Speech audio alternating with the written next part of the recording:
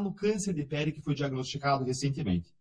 E agora, indo para o terceiro ponto. Qual que é a tua opinião aí, Deltan, sobre esse assunto, hein?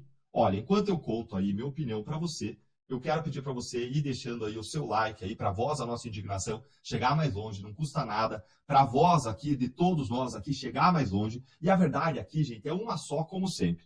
Não depende apenas do Gonê, depende do Moraes, depende dos aliados de Moraes do STF e da pressão pública. Como assim, Deltan? Olha, a gente sabe e quem tem que tomar isso como pressuposto sempre, que o Moraes ele sempre vai fazer, gente, o que ele quiser. Dane-se a Constituição, dane-se as leis. Se ele quiser mandar o Bolsonaro para a Papuda só para humilhar o Bolsonaro e colocar nele a pecha de presidiário, o Moraes vai fazer isso. Principalmente se ele sentir que ele está sendo endossado ou amparado pelos seus colegas do Supremo. Agora, como a gente também já viu no passado, o Moraes ele não é imune a recuos quando ele vê que passou muito da linha e ele causou uma indignação, uma comoção públicas muito grandes. Ou quando ele é sucessivamente ali massacrado na imprensa. Isso já aconteceu várias vezes, em casos de réus do 8 de janeiro, também no caso do próprio Bolsonaro, em que o Moraes muda uma coisa aqui, outra ali, para que pelo menos as críticas da imprensa deem uma arrefecida, deem uma diminuída.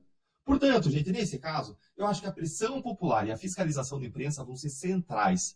Vai ser o clima, vai ser a temperatura política do momento, mais do que um parecer do Bonet ou qualquer outro fator, que vai definir se o Moraes vai mandar o Bolsonaro para a Papuda, como, aliás, ele já mandou o assessor ir lá olhar as celas, ou se ele vai manter o Bolsonaro preso em casa. E agora eu quero ouvir a sua opinião. O que você acha que o Moraes vai fazer, hein? Conta pra gente aí nos comentários. Bruno Rodrigues, chanceler cubano, critica a ação dos Estados Unidos na Venezuela. A resposta de Marco Rubio, secretário de Estado americano, não poderia ser mais surpreendente. Quem traz as informações é o correspondente internacional Ivan Kleber. Boa tarde, Ivan.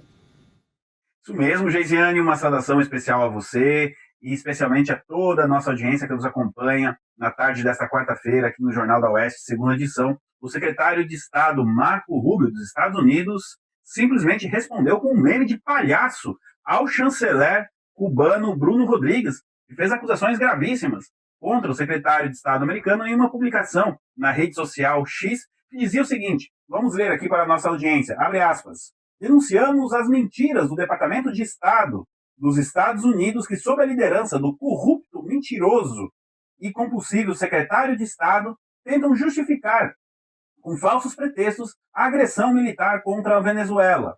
À vista de todos e do apoio da mídia, busca-se normalizar e legitimar uma agressão contra uma nação soberana. Como artifício desonesto, pretendem envolver o legítimo presidente venezuelano Nicolás Maduro com o narcotráfico e o terrorismo, dois graves flagelos internacionais que só foram promovidos nesta região pelo governo dos Estados Unidos, suas agências de inteligência e drogas, e por personagens associados a todos aqueles políticos da Flórida que pedem para atacar o território venezuelano. Fecha aspas. Então, diante desta publicação, o secretário de Estado Marco Rubio publicou o meme de um palhaço, chamando aí diretamente o Bruno Rodrigues de palhaço. Agora, essa acusação do chanceler cubano vem em um momento, Geisiane, em que o jornal inglês Daily Telegraph traz uma reportagem, uma matéria, melhor dizendo, justamente na linha do que nós estamos alertando aqui à nossa audiência. Ou seja, o real objetivo de toda essa operação militar que a gente acompanha no Caribe por parte dos Estados Unidos talvez não seja a queda do ditador Nicolás Maduro, mas sim a queda do regime cubano. Isso mesmo, o Daily Telegraph faz uma construção dessa hipótese. Muitos analistas internacionais acreditam ser realmente a mais viável. Ou seja, cai Nicolás Maduro, cai o seu regime e depois cairia então o regime cubano, e esse seria o principal objetivo de toda essa operação criada por Marco Rubio e pelo presidente americano Donald Trump. Então aí estaria justificada a preocupação do chanceler cubano Bruno Rodrigues. A resposta, acredito eu, não poderia ter sido melhor, simplesmente o Marco Rubio chamou ele de palhaço. Agora, quem anda também preocupado é o ditador da Venezuela, Nicolás Maduro, Geisiane. Ele chegou até a enviar uma proposta, que obviamente já foi rejeitada, para o presidente americano Donald Trump. E qual seria essa proposta, Geisiane? Ele disse que aceitaria renunciar ao poder na Venezuela, mas daqui 2 ou 3 anos. Pois é, daqui 2 ou 3 anos já será tarde demais. Os americanos querem que Nicolás Maduro saia o quanto antes do poder, possivelmente por bem. Essa proposta ela visava, então, justamente ganhar tempo, né? E até porque daqui 2 ou 3 anos estaremos no início da corrida eleitoral de 2028 lá nos Estados Unidos, e a gente, obviamente, não sabe quem vai vencer aquelas eleições, e aí, nesse sentido, então, Nicolás Maduro ganharia um fôlego, mas, como eu disse, a proposta já foi rejeitada. E, olha, a gente teve mais uma ação do Nicolás Maduro aqui, ele, em uma tentativa, talvez, de ganhar apelo nos cristãos, ou até mesmo, quem sabe, ele tentar alguma ajuda, ele declarou o nosso Senhor Jesus Cristo como Senhor e Mestre da Venezuela. Declarou ele também o seguinte, abre aspas, saibam que este palácio presidencial é verdadeiramente o palácio do povo. A partir de hoje é um altar para glorificar a Deus, para o povo glorificar a Deus, um grande altar de oração e força, declarou Maduro, isso dentro do palácio presidencial Miraflores. Aparentemente, Geisiane, ele não está conseguindo o apoio da comunidade internacional que ele imaginava, conseguiria, e agora ele já está até pedindo para Deus para ele continuar no poder. Geisiane, eu devolvo para você. Josi, tá aí então um comentário, informações diretamente ali de Londres pelo nosso queridíssimo correspondente internacional Ivan Kleber sobre tudo isso que está acontecendo aqui na América do Sul. Cuba se solidarizando com Venezuela, não é nenhuma surpresa, afinal de contas o Foro de São Paulo precisa se defender ali, né? Eles precisam, enfim, o mínimo de união e se defenderem, de defender inclusive o narcotráfico e o crime organizado, que na prática é exatamente isso. A resposta do Marco Rubio não poderia ser melhor do que uma cara de palhaço. Jéssica, porque imagina você fazer um trabalho, né, de expurgar aí organizações criminosas, né, o financiamento de cartéis e organizações de cartéis de drogas, você realmente se preocupar com a humanidade, e você tem que ouvir, ler, no caso, esse tipo de groselha, né? Eu acho que deve ter dado, todo mundo tem esse tipo de blefe, tipo de saco cheio de lei baboseira e acaba dando essa resposta, tá? E eu quero fazer aqui alguns comentários antes de chegar em Cuba, né, sobre essa questão das operações dos Estados Unidos, Cuba, Venezuela e tudo mais. Eu acho que é muito possível, sim, porque a gente já comentou isso aqui antes em relação das operações no Caribe. O interesse total é a América Latina. Então, claro que os países, né, até então aí atacados de forma inicial, são totalmente mais estratégicos por conta do próprio financiamento e também por conta da possível fuga do Maduro, né? Algo que não nos surpreenderia, já que o presidente nosso do Brasil já pagou milhões e milhões de reais para o avião, ele não, né, com o nosso dinheiro dos impostos, para pegar a ex-primeira-dama corrupta do Peru, e não duvido nada se um dia Maduro pedir asilo político aqui, isso ser aceito, né? Agora, sobre esses blefes do Maduro, chega a ser engraçado, mas, gente, toda semana tem uma nova. Então, todo ano ele já faz algo totalmente escroto, que é a antecipação do Natal, algo usado como propaganda e desvirtuação da população para tentar trazer um clima, né, menos pesado para o país. Esses dias atrás ele começou a cantar a música Imagine, né, um apelo de paz, totalmente aleatório esse tipo de coisa. Ele já ofereceu outras condições, como esse caso aí de deixar o poder, mas ele já ofereceu até reservas de petróleo para os Estados Unidos para tentar negociar. Então, assim, toda semana ele está aparecendo aí com um blefe diferente. Sendo que tudo que os Estados Unidos está fazendo é a limpeza das organizações de cartéis. E isso, os Estados Unidos, a gente sabe que eles estão corretos. É algo que eu não defendo no mundo, né, libertário, liberal, em relação à questão das drogas. A gente sabe os danos que isso causa à sociedade como um todo. De forma consequente, toda a humanidade, sim, sofre, tá? E aí a gente volta para a questão de Cuba. Por que o interesse maior pode ser Cuba, né? Isso lembra a gente o link com o próprio, aspas, embargo que os cubanos, socialistas, esquerdistas sempre falam em relação aos Estados Unidos. Para quem não sabe, o embargo econômico ele começou única e exclusivamente, claro, além das faltas de pagamentos, né, das transações comerciais, então deram muitos calotes e hoje os Estados Unidos exporta, sim, dos maiores fornecedores de carne para Cuba, mas ele impõe pagamento à vista devido aos inúmeros calotes, mas todo o embargo ele começou pelo confisco de propriedades americanas. Então, assim, tem muito mais coisa envolvida aí na história do que Cuba, do que Venezuela fizeram tanto de mal para os seus próprios povos na América Latina, mas também para com os Estados Unidos. E lembrando, gente, que a América do Sul e a América Central, eles estão acoplados nos Estados Unidos. Então, claro que os Estados Unidos têm o intuito maior de fazer essa limpeza e deixar literalmente a nossa América um pouco melhor. Não, agora é interessante porque dentro do Foro de São Paulo nós não estamos vendo de maneira tão intensa o Brasil dando esse apoio a Maduro, né? É um apoio ainda muito sutil do ponto de vista do próprio Maduro, que, lembrando aqui a nossa audiência, durante o período eleitoral, aqui entre aspas, do ditador Maduro, no ano passado ele cobrou isso do Lula, soltava o tempo todo ali uma série de indiretas bem diretas. Diferente do que Cuba vem fazendo agora, deixando aí, declarando abertamente apoio a Maduro.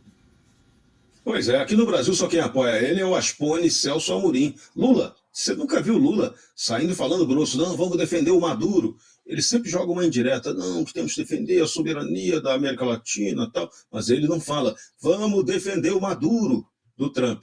Não diz isso. Então, a situação do Maduro é um fanfarrão insustentável. O governo dele ainda não caiu porque os Estados Unidos ainda não têm a certeza absoluta do momento em que a oposição vai ter a força para retomar as rédeas do poder internamente. Tem uma ação militar planejada para facilitar isso, mas ainda tudo é muito calculado com cuidado.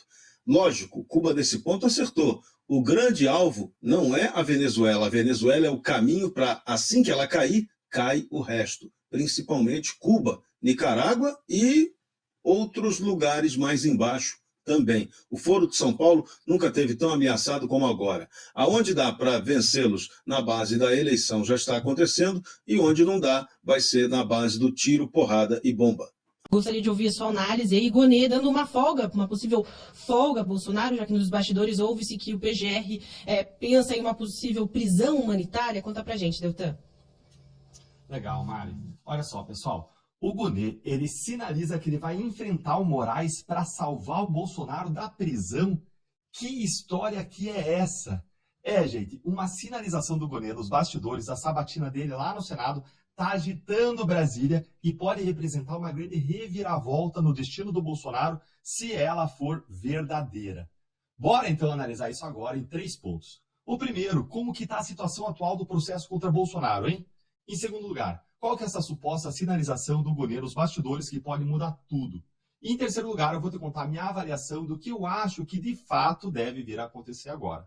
Bora então direto para o primeiro ponto com essa breaking news que eu vou mostrar para vocês aqui, ó. Olha aí, ó, Gazeta do Povo, ó. STF publica ata da rejeição dos recursos de Bolsonaro contra a sua condenação.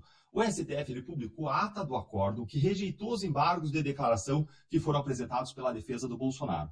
Ou seja, o STF deu um último passo antes de decretar a prisão do Bolsonaro. Porque com a publicação dessa ata, se abre um novo prazo de 5 dias para as defesas apresentarem um novo recurso.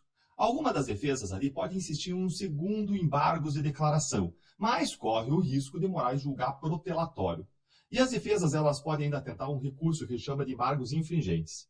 Moraes pode simplesmente, contudo, não conhecer desse recurso de embargos infringentes de forma monocrática, ou seja, sozinho. Traduzindo, Moraes pode rejeitar esse recurso aí de plano, de imediato, aplicando um entendimento que já ele tomou no caso da Débora do Batom. No caso da Débora, o Moraes decidiu que os embargos infringentes, eles precisariam de pelo menos 2 votos divergentes da turma, e não apenas um voto, como aconteceu com o caso Bolsonaro, que só teve aí o voto do Fux a seu favor. Embora muito consistente, muito técnico, muito forte, foi um voto só. Aí um levantamento recente do jornal O Globo mostrou que o STF deu um resultado favorável ao réu em apenas 7% dos embargos infringentes que foram apresentados aos ministros em julgamentos criminais desde 2013. Portanto, quando o recurso do Bolsonaro não for aceito, o que a gente já sabe que vai acontecer, o Moraes ele vai certificar o trânsito em julgado, ou seja, o encerramento do caso Bolsonaro, e vai mandar Bolsonaro cumprir pena de 27 anos de prisão. Só que aí surge um problema. Para onde que ele vai? Vai para Papuda? Vai para Papudinha? Vai ficar em prisão domiciliar? A esquerda, Moraes e seus aliados querem que ele vá para Papuda, mas aliados de Bolsonaro que tiveram contato com o Gonê estão abrigando agora, estão acalentando uma esperança. E é nesse contexto, indo agora para o nosso segundo ponto, que surge essa sinalização do Gonê.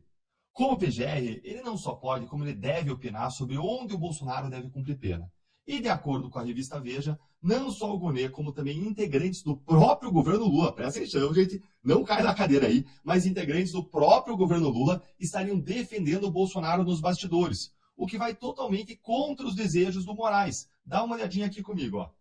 Advogados que atuam nas ações penais da trama golpista e que mantêm contato acadêmico e profissional com o Procurador-Geral da República, Paulo Gonet, afirmam que, ainda no início do primeiro mandato à frente do comando do Ministério Público da União, ouviram dele a avaliação de que a prisão humanitária ao presidente Jair Bolsonaro seria um caminho lógico a ser tomado.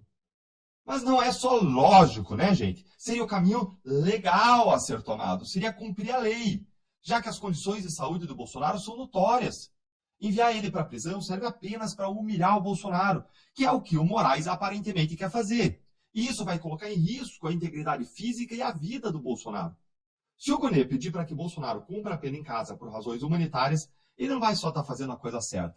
Ele vai estar cumprindo a lei, fazendo algo que não é nada mais do que a obrigação dele como representante do Ministério Público. Afinal, o Bolsonaro ele passou por mais de 7 cirurgias por conta da facada que ele tomou lá atrás na campanha eleitoral, no mandato que ele teve. Então, teve a facada, teve 7 cirurgias, tem uma condição debilitada, de lá para cá a saúde dele só piorou, com crises constantes de soluços, de vômitos, sem falar no